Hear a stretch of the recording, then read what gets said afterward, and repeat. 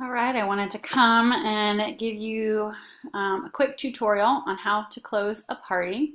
So you are in your back office. Well, you're on 31today.com, also known as TOT.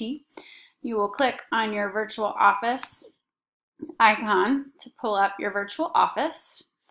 Then you will find the party and you find the orders right there. So you're in the party that you have already set up.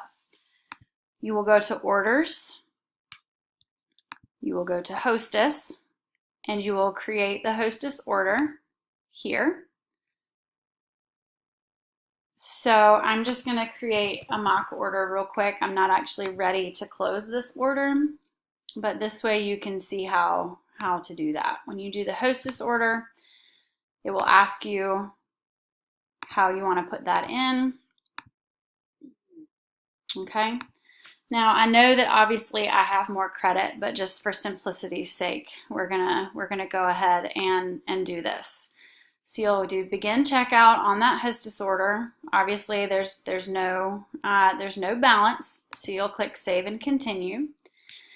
And when you're ready to submit, you'll get to this page where you see all of the orders, right? These have all been submitted because they are direct ship. If this was a party where you had ship to hostess, ship to consultant, you would see that in this column, okay? The check marks over here mean that everything is ready to go. If it was not ready to go, there would be a link right here that says click to fix the order. That might be a payment method needs to be changed, something along those lines.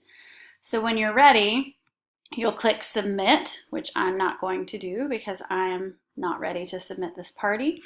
And then you'll get a fabulous notification that your order has gone through.